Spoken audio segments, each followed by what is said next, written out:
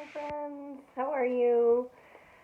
So the other day I did a video about the top 5 mistakes to avoid as a buyer, and tonight I wanted to do the top 5 mistakes to avoid as a seller. If you are my client, I know you've already avoided most of them. so, but really, the first mistake you want to avoid is not interviewing and finding the best realtor for you. Because obviously we've all got, a friend, cousin, family member, whatever, who may be a realtor, but that doesn't mean they're a great realtor or a great fit for you. I really do like to advise people to interview at least 3 realtors, ask for 3 proposals as far as what they provide, what services they include, as well as their comparative market analysis, which basically just explains all the properties near yours, what they sold for. You want to make sure they can compare square footage, models of the homes, etc. And you want to make sure that there's someone you're going to mesh with, someone who is organized, can communicate clearly, and is absolutely going to do their fiduciary duty to work in your highest and best interest at all times throughout the transaction. So, that being said, please call me. I'd love to interview. The second mistake that I see sellers making, if you are interviewing realtors, most of them are going to be thrilled to walk through your home.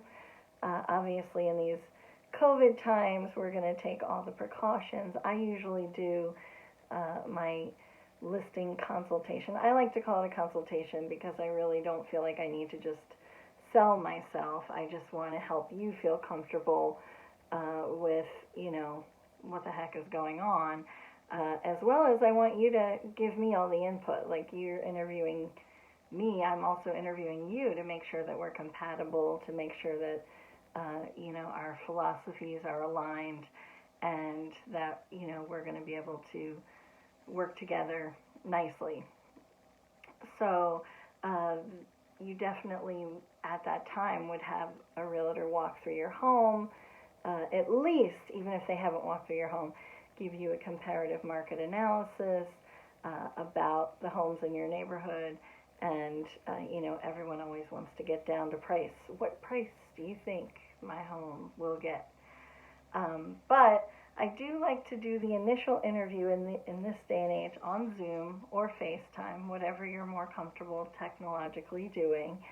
And I like to give a price range. I've mentioned that in many of my videos. I do feel like there's a lot of things to take into account, and I believe that you, as the client, are the captain of the ship, and I can present you with all of the facts, and then you need to come up with, the best decision. So, that being said, we've got 1, interview and pick a good realtor. 2, have them walk through your home and help you get ready to prepare your home to sell. And also prepare yourself. Because let's face it, just like buying a home is one of the huge stressors in life, so is selling your home.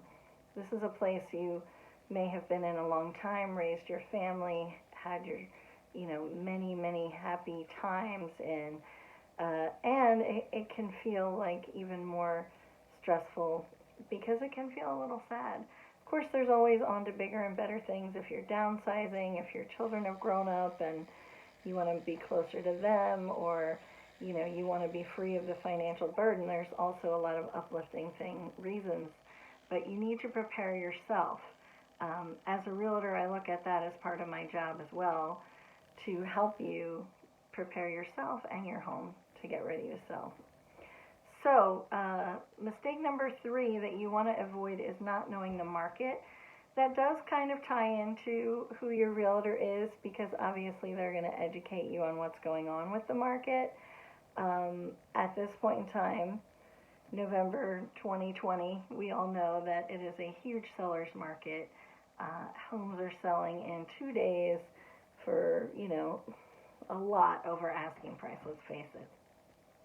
So right now, knowing that, you can be empowered to pick a price for your home and most likely see it move quickly unless there is a problem with the condition of the home or something like that.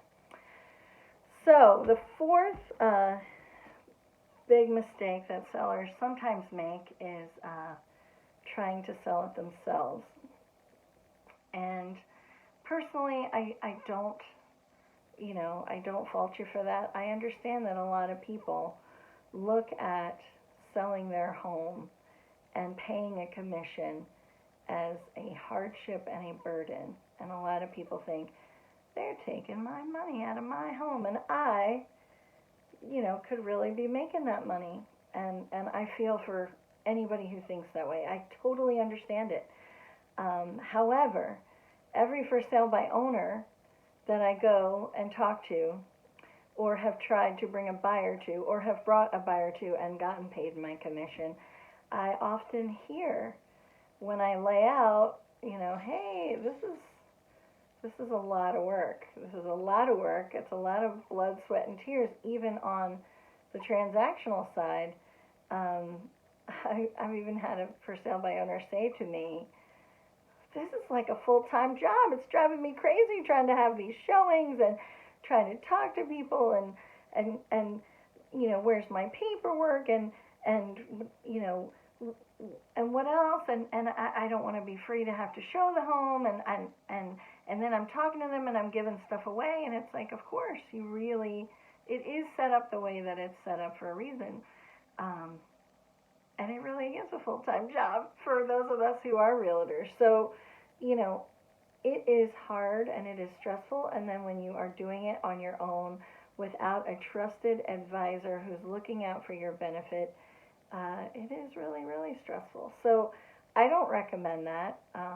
That being said, I respect your right to do it, and some people have done it, and I know there's a lot of other alternatives nowadays, but having someone walk you through the process, make sure that legally everything is on the up and up, make sure that you found a respectable buyer who actually can prove that they have the financial means to go through with the transaction. Even as a realtor, there's a lot of times where deals can possibly fall through that we can foresee and prevent because we have the knowledge and we know what the heck is going on, and we can take that burden off of your shoulders. Anyway, sometimes that can seem overwhelming, and I understand that. And I understand why you would try to sell a home without a realtor, but you can actually make 18% more money with a realtor, which would cover our measly 6% commission and actually double it. So, that being said,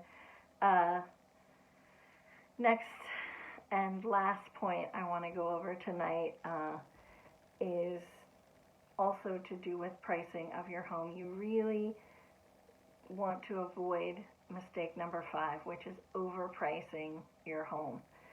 And I've often talked to people about a transaction being like a pond. So you've got the water that sits stagnant up at the top. You've got the water that's kind of moving in the middle, and things that sit on the bottom here and also get stagnant. When we do a listing consultation, we can absolutely talk about pricing. And I have had to talk sellers down from trying to overprice their home. Because honestly, us realtors do not want to take a home that you want to overprice. In this market, you don't even have to overprice it anyway, because you're most likely going to get over asking price. However, if the home has a lot of problems, there's a lot of defects, it's a bad location, it can sit for a long time. If you're in a higher priced market, for instance, I want to say $700,000 and up, it can take up to a year to sell your home in a good market, because it does take a particularly affluent buyer. So there are ways to talk about these things, and I have taken listings that are higher priced, with the understanding that if the home doesn't move, usually within a month, if a home hasn't gone under contract, we can tell that the price is way off. In this market, we can tell in 2 weeks or less. If you're not getting any offers, it's overpriced. So we still try to recommend that people price their homes in the comparative market analysis range, from medium to average to high, and then take it from there. Because if you overprice it, people may not even be looking at it. If you underprice it, there's usually people are like, there's something wrong with it. And I also would like to mention here that, especially in COVID times, I think the statistic is like 88% of people eliminate homes they don't want to see online anyway. So I'm making this like my longest video ever, but it's ideal to just be open when you're pricing your home, especially if you want to stay on the higher end. I'm here to advise you, to help you steer your ship, but it's always up to you, and I always respect that.